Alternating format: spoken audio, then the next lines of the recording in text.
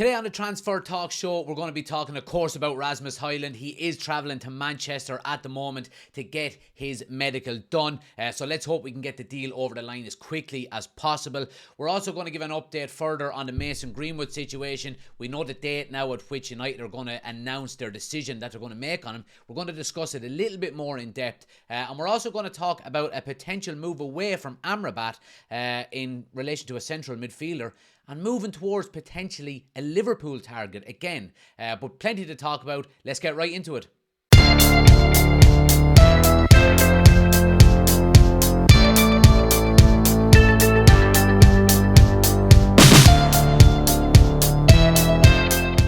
So let's start with Rasmus Hojlund. And look, as we know, Manchester United have agreed a deal with Atalanta in a 5+1 year contract for him. A lot of money paid for him as well, we know, and we discussed that previously about have we paid too much? Is it value for money?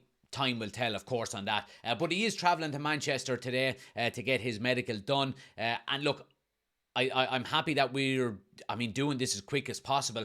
I would love to see him get in and play one of the final pre-season games. Now, he's not going to play both unless maybe he plays, a half an hour in one and maybe an hour in the other. I can't really see that happening. Manchester United played 2 pre-season games in 2 days, one in Old Trafford on Saturday and one, of course, then in Dublin on Sunday as well. So I would expect him to play only one of them games if we can get it done and dusted. Potentially there's no issues with the medical. You would expect everything to go smoothly, of course. So look, I think that will get done. Of course I would love to see him playing the Dublin game because I'll be going to that game myself. But I do think that we get this medical done and get all of the photo shoots and the social media videos and all done and dusted. I would hope that we could have him maybe confirmed by Thursday. We've got today to do the medical, maybe tomorrow to do all of the social media work, and then maybe announced on Thursday. You would hope so. It's very important that we get him in as quickly as possible. We've mentioned this before, and we've said that the sooner we can integrate him into Erik ten Hag's squad and into Erik ten Hag's plans, the easier the transition will be for him. And the more I've been thinking about this signing over the last few days, the more I am, I suppose, resigned to the fact that we're going to have to give this guy time. Now, look, we don't know. He could hit the ground running, and really, really just burst onto the scene. But I think the more likely scenario here is that he's probably going, I won't say a slow start to his United career because that's kind of unfair, but I don't think the expectation is for him to go out and score 30 goals in his first season. I really don't. It's going to be a new way of playing for him. He's going to be under scrutiny like he's never been under before. He's at the biggest club in the world, and you are expected to win. Now, I think it's very important from Manchester United fans specifically that we give him time. We don't get frustrated with him. He's 20 years of age. There's going to be a lot of scrutiny and a lot of criticism that come from opposition fans as well. So I think it's very important that United fans specifically give him time. We know Erik ten Hag is going to give him time. I think he's going to be a very good signing for Manchester United. And it's the first signing, of course, that we've had as a number 9 in a long time, since Romelu Lukaku, you would say, that is kind of future planning, more so than the finished article. We've seen the Cavani's, the Falcao's, the Ibrahimovic's, these types of signings that are, ready-made strikers to come in and for maybe short-term success, and that can be a big gamble. This guy, it's more longevity. So, delighted with it. Let's get this medical done and dusted, and hopefully he can be in for the pre-season games, hopefully in Dublin. But look, let's move on next, guys, and talk about Mason Greenwood. Look, of course, we heard yesterday that Manchester United are going to announce their decision on the 14th of August, the first Premier League game of the season.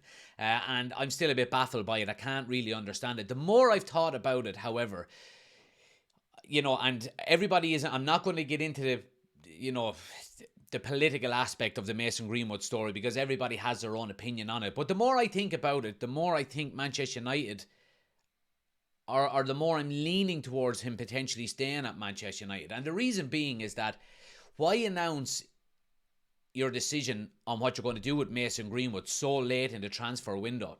If it's going to be announced on the 14th of August, it doesn't leave Manchester United an awful lot of time to get a deal done if we are to sell him or we are to loan him. So, just by taking that into consideration, I think, potentially Manchester United could maybe be leaning towards keeping him. And again, we did hear from the reports yesterday that Erik ten Hag's decision, or Erik ten Hag doesn't really have, I suppose,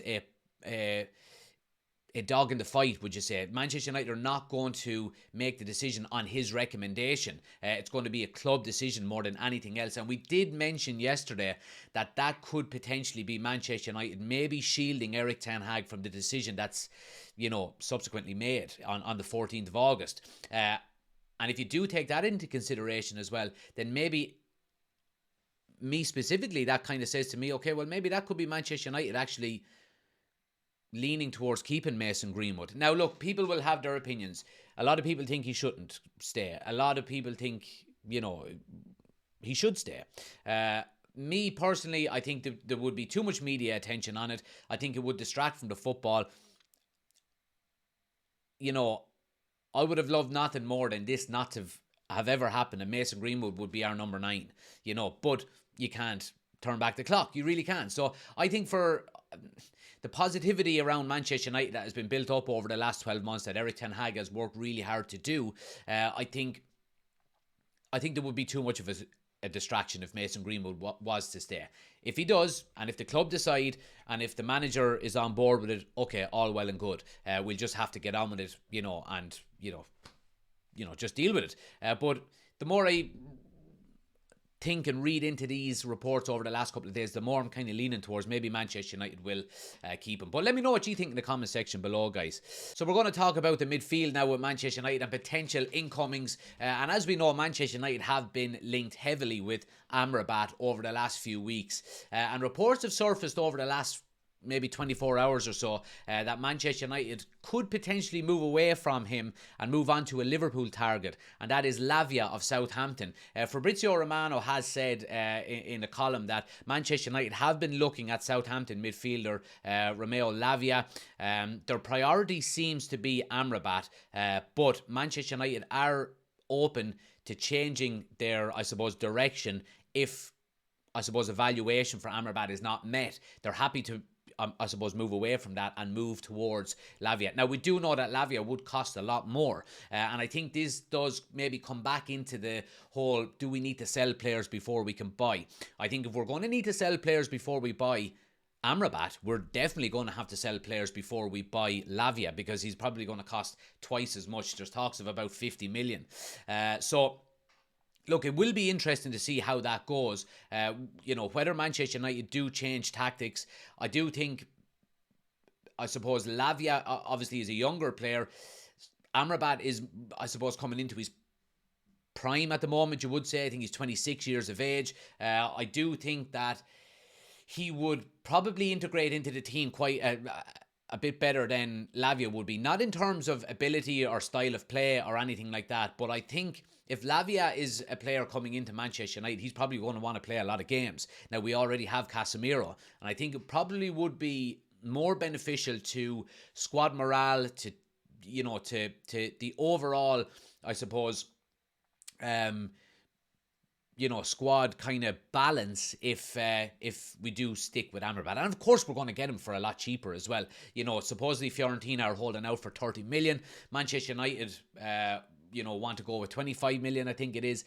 But Fiorentina would be happy with 25 plus add-on. So there's going to be negotiations there. But of course, the priority over the next few days is getting Rasmus Hojlund done and dusted, because we know how vitally important the number 9 is for us. But look, I would like to see, I've said it before, I would like to see Amrabat come in. I think it would give great depth to the midfield. And we do know Erik ten Hag worked a miracle last year with the squad that he had. We were very thin. We got to 2 finals. We got into the top 4. And, I mean, that Europa League still annoys me. We should have never lost that game, being 2-0 up in the first leg and going out in a terrible performance out in Spain. But, United are going to have to build a squad this year. And I think Amrabat gives a lot of that, getting players like that coming in would bulk up the squad. And I think he would play a lot of games. I really do. Finally, guys, I do want to talk about a potential outgoing. Now, we have talked about Matic Kovar, the Manchester United backup goalkeeper. He played the first 2 pre-season games, both in Oslo and in Edinburgh, and he looked really, really good. I was very impressed with him. He looked quite comfortable on the ball. He looked the kind of goalkeeper that Erik ten Hag would like. Now, there has been reports that he is potentially going to go out on loan, and some reports have suggested that he could actually go on a permanent deal. Now, we are hearing from multiple sources in the last 24 hours that Aston Villa are interested in signing him permanently. Manchester United are, I suppose, leaning towards a loan deal for him to a championship club, but they would be open to negotiating a permanent deal away if an acceptable offer comes in. Now, an acceptable offer for a club that want to loan out a player rather than sell him fully would be if a silly bid was to come in for him. Now for a player like Kovar, would you be talking maybe 20, 25 million for a young player like that? I think that's the kind of maybe fee Manchester United would probably go, all right, okay, we could listen to that. But I think other than that, I think United will probably look at loaning him out. I think it's the right thing to do. I think he does have great potential, and he is in the same kind of mould as an Andre Onana and, the likes of maybe an Alisson or Ederson. These guys that can play a lot of ball with their feet, they're comfortable on it. They make up maybe nearly an extra defender and an option at the back. So I think he is quite comfortable playing that role. And of course, that is the Erik ten Hag style of play as well.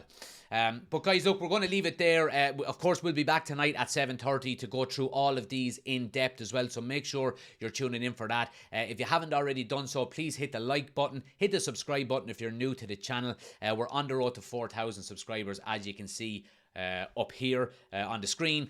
So please do hit the subscribe button. We'll be back at 7:30, and of course we'll be doing all of the watch alongs throughout the season as well. So make sure you hit like and subscribe, and get your comments in below as well. What do you think about all of these stories that we've been talking about? Let me know in the comment section below, and I'll see you soon.